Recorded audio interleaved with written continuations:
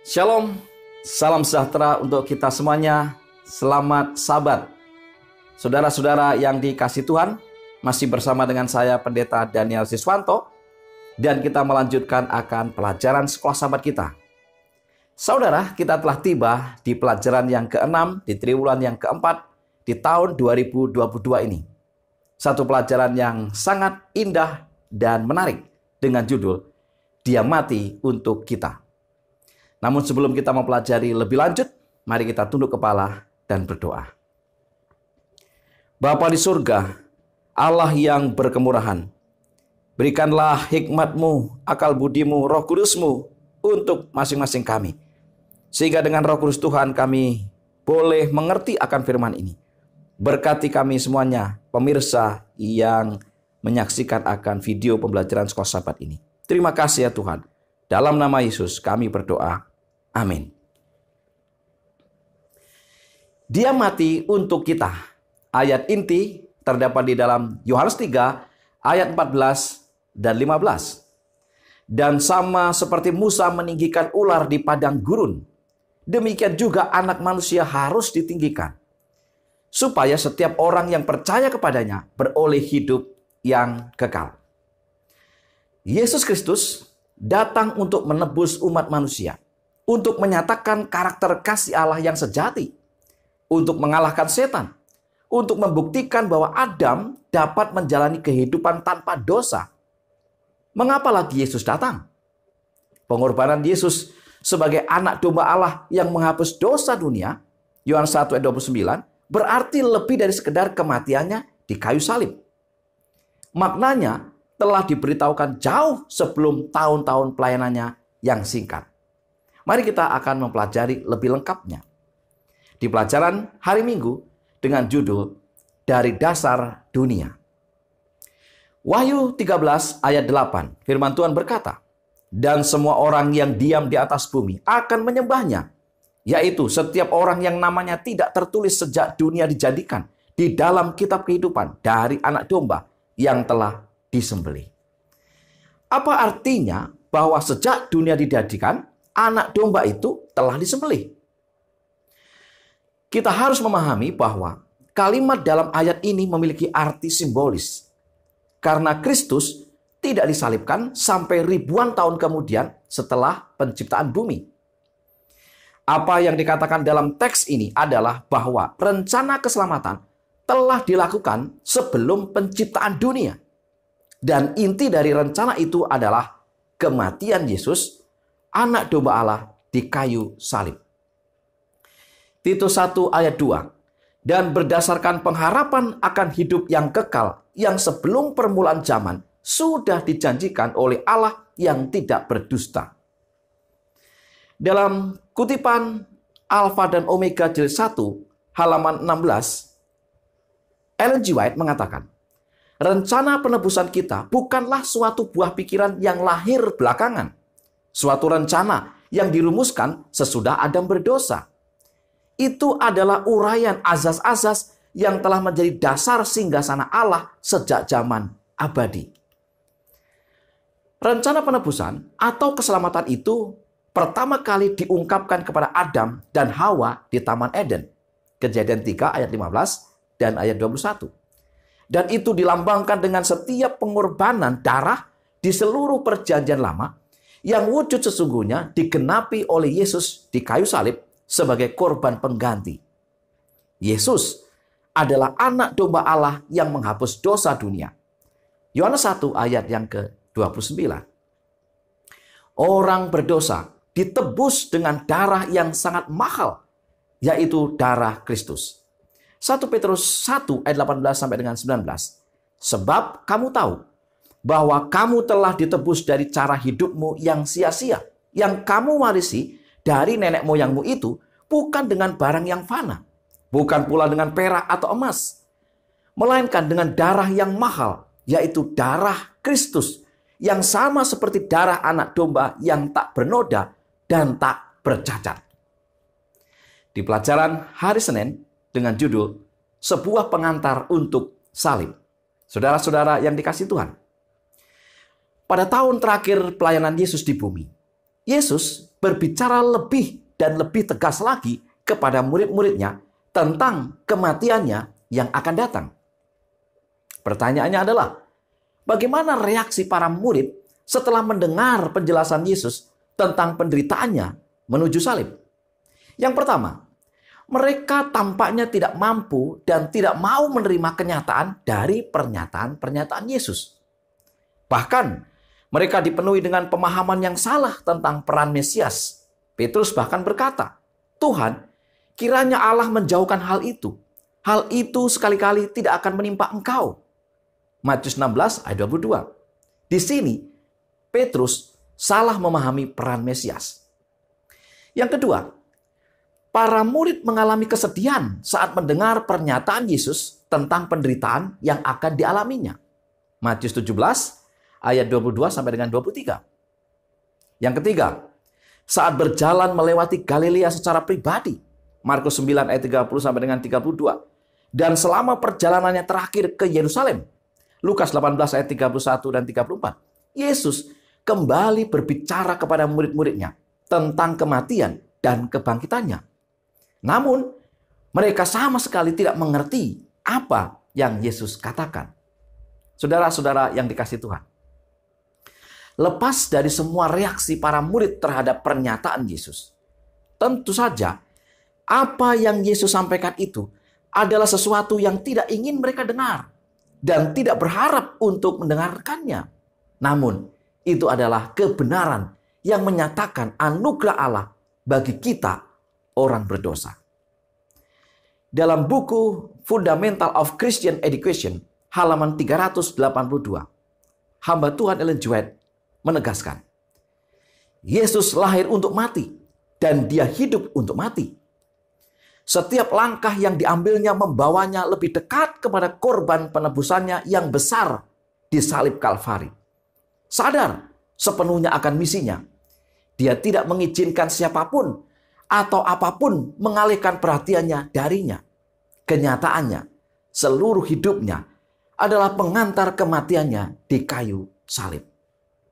Di pelajaran hari Selasa dengan judul Sudah Selesai. Sementara Yesus tergantung di kayu salib, imam-imam kepala, ahli-ahli Taurat, dan tua-tua mengolok-olok dia dengan mengatakan, orang lain ia selamatkan. Tetapi dirinya sendiri tidak dapat ia selamatkan. Ia Raja Israel. Baiklah ia turun dari salib itu, dan kami akan percaya kepadanya. Matius 27 ayat 42. Sangat mungkin bagi Yesus untuk melepaskan diri dari salib. Itu terlalu mudah sebab ia maha kuasa. Namun kasih-Nya yang tak bersyarat bagi seluruh umat manusia, termasuk para pencemooh itu, tidak membiarkannya menyerah. Yesus tidak turun dari salib dan menyelamatkan dirinya sendiri. Karena dia ditahan bukan oleh paku, tetapi oleh kehendaknya untuk menyelamatkan manusia berdosa. Yohanes 19 ayat 30. Sesudah Yesus meminum anggur asam itu, berkatalah ia, sudah selesai. Lalu ia menundukkan kepalanya dan menyerahkan nyawanya. Apa pesan penting dari pernyataan Yesus sudah selesai? Yang pertama, berdasarkan tulisan Ellen G. White, Alfa dan Omega, jilid 6, halaman 410, dikatakan, Kristus menunjukkan bahwa tidak hanya penderitaannya telah berakhir, tetapi terutama bahwa dia telah memenangkan sejarah pertikaian besar semesta melawan iblis dan kekuatan jahatnya. Segenap surga menang dalam kemenangan juru selamat. Iblis dikalahkan dan mengetahui bahwa kerajaannya sudah hilang. Yang kedua, imam besar kita yang agung telah membuat satu-satunya pengorbanan yang bernilai dalam keselamatan kita. Ketika ia mempersembahkan dirinya di kayu salib, penebusan yang sempurna dibuat untuk dosa manusia. Yang ketiga, ketika Kristus berseru sudah selesai, dunia yang tidak jatuh dibuat aman. Bagi mereka, pertempuran telah dilakukan dan kemenangan didapatkan. Sejak saat itu, iblis tidak memiliki tempat dalam kasih sayang alam semesta. Argumen yang iblis kemukakan, bahwa penyangkalan diri tidak mungkin bagi Tuhan. Dan karena itu dituntut secara tidak adil dari ciptaannya yang cerdas telah dijawab selamanya. Tuduhan-tuduhan iblis untuk selamanya dikesampingkan. Alam semesta surgawi dijamin dalam kesetiaan abadi. Saudara-saudara yang dikasihi Tuhan, pengorbanan Yesus yang sempurna di salib adalah sebuah kemenangan. Dia telah menang bagi kita dan untuk alam semesta. Ini adalah kemenangan yang terbesar dan paling mulia. Di pelajaran hari Rabu dengan judul Ia Telah Mati Untuk Kita. Pengorbanan hewan di upacara bait suci tidak dapat menghapus dosa dengan sendirinya. Itu hanya menyediakan pengampunan bersyarat yang bergantung pada efektivitas pengorbanan Kristus di kayu salib. Sehingga melalui jasa-jasa Kristus, di dalam 1 Yohanes 1 ayat 9 dikatakan, jika kita mengaku dosa kita, maka Ia adalah setia dan adil, sehingga Ia akan mengampuni segala dosa kita dan menyucikan kita dari segala kejahatan. Pertanyaannya adalah, apakah arti kasih Allah yang dinyatakan dengan pengorbanan Yesus di Kalvari? Yang pertama, Yesus, pribadi yang menciptakan alam semesta, mempersembahkan dirinya bagi kita masing-masing sebagai korban untuk dosa. Semuanya agar kita tidak perlu dihukum atas apa yang dapat membuat kita dihukum secara adil. Yang kedua, Yesus Kristus menyatakan bahwa Allah begitu mengasihi dunia sehingga Ia memberikan anaknya yang tunggal untuk mati bagi kita. Yohanes 3 ayat 16. Tetapi kita tidak boleh lupa bahwa Kristus menawarkan dirinya secara sukarela demi kita. Ibrani 9 ayat yang ke-14. Berikutnya, Kristus mati untuk selamanya. Ibrani 10 ayat 10. Dan sekali untuk selamanya. Ibrani 10 ayat 12. Karena pengorbanannya cukup dan tidak pernah kehilangan kekuatannya.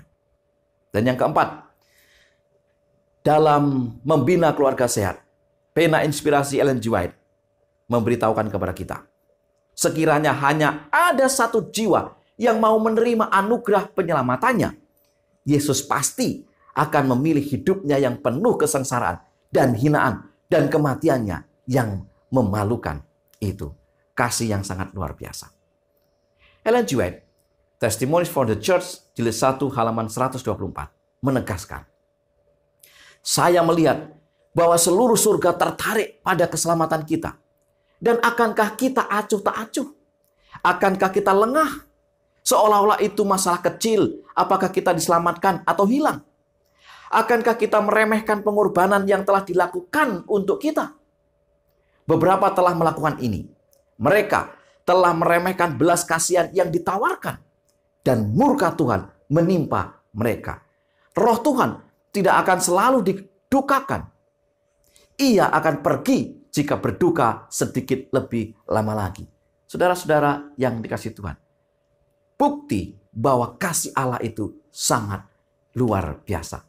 Selanjutnya, masih di dalam Testimonies for the Church jilid 1 halaman 124, Ellen G. White mengatakan, setelah semua yang telah dilakukan Tuhan untuk menyelamatkan manusia, jika mereka menunjukkan dengan hidup mereka bahwa mereka meremehkan belas kasihan Yesus yang ditawarkan, kematian akan menjadi bagian mereka dan itu akan dibayar dengan mahal.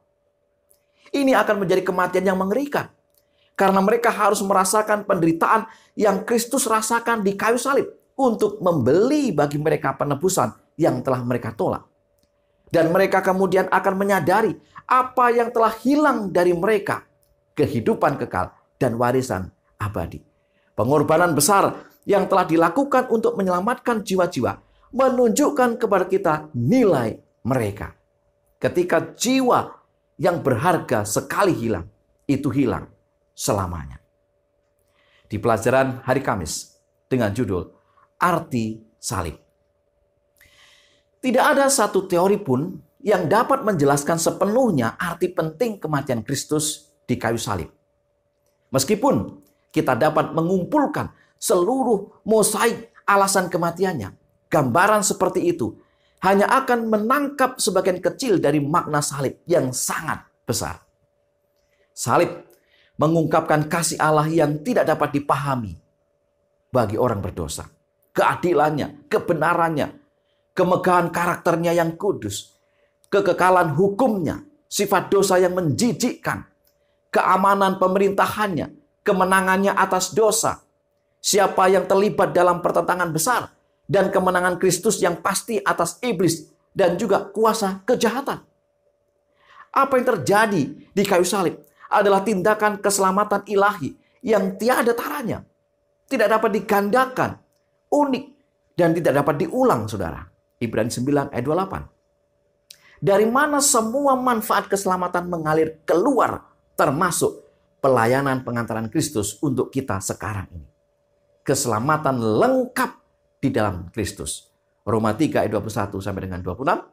1 Korintus 2 ayat 2. Disalib, Kristus tidak hanya mengalami kematian alami yang harus dihadapi setiap manusia. Dia mengalami kematian kedua, yaitu hukuman dosa. Sehingga semua orang yang menerima dia tidak mengalaminya. Roma 8 ayat 1. Beberapa aspek penting yang perlu kita ingat berkaitan dengan makna salib. Salib adalah pernyataan tertinggi dari keadilan Allah terhadap dosa. Roma 3 ayat 21 sampai dengan 26. Salib adalah pernyataan tertinggi kasih Allah bagi orang berdosa. Roma 5 ayat 8. Salib adalah sumber kekuatan yang besar untuk memutuskan rantai dosa.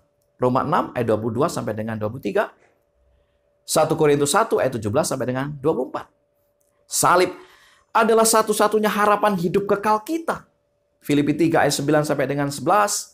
Yohanes 3 ayat 14 sampai dengan 16. 1 Yohanes 5 ayat 11 sampai dengan 12. Dan juga salib adalah satu-satunya penangkal terhadap pemberontakan masa depan di alam semesta. Wahyu 7 ayat 13 sampai dengan 17. Wahyu 22 ayat yang ketiga. 1 Korintus 1 ayat 18 mengatakan, hikmat duniawi tidak dapat mengenal Yesus atau keselamatan yang dia tawarkan kepada kita melalui kematiannya di kayu salib. Sebab bagi hikmat dunia, pemberitaan tentang salib adalah sebuah kebodohan. Stephen Haskell dalam dalam bukunya The Cross and Its Shadow halaman 5 mengatakan, keabadian tidak akan pernah bisa memahami kedalaman cinta yang diungkapkan di salib Kalvari. Di sanalah kasih Kristus yang tak terbatas dan keegoisan iblis yang tak terbatas berdiri berhadap-hadapan. Saudara-saudara yang dikasihi Tuhan, sebagai kesimpulan pelajaran sekolah sahabat kita. Yang pertama, rencana keselamatan telah dilakukan sebelum penciptaan dunia. Dan inti dari rencana itu adalah kematian Yesus, anak domba Allah di kayu salib. Yang kedua, seluruh kehidupan Yesus adalah pengantar kematiannya di kayu salib. Yang ketiga, pengorbanan Yesus yang sempurna di salib adalah sebuah kemenangan bagi kita dan untuk alam semesta. Ini adalah kemenangan terbesar dan paling mulia. Yang keempat, Allah begitu mengasihi dunia sehingga ia memberikan anaknya yang tunggal untuk mati bagi kita. Dan yang kelima, apa yang terjadi di kayu salib adalah tindakan keselamatan ilahi yang tiada taranya. Tidak dapat digandakan, unik, dan tidak dapat diulang. Kiranya ini menjadi pelajaran bagi kita, perenungan bagi kita, dan iman kita semakin diteguhkan dengan apa yang Yesus lakukan di salib. Mari kita tunduk kepala dan berdoa. Bapa yang penuh kasih, kami berdoa agar Tuhan mencurahkan kuasa Roh Kudus-Mu kepada masing-masing kami. Sehingga dengan hikmat sorgawi, kebijaksanaan yang Tuhan berikan kepada kami mampu memahami akan firman ini. Berkati umat-umat Tuhan dimanapun mereka berada. Berikan kepada kami tuntunan bahkan pertumbuhan iman. Terima kasih ya Tuhan. Sekali lagi mohon berkat untuk kami semuanya. Dan terima kasih untuk pelajaran firman Tuhan yang begitu indah. Dalam nama Yesus kami berdoa. Amin. Saudara-saudara yang dikasihi Tuhan, selamat belajar, selamat sabat, dan Tuhan memberkati kita.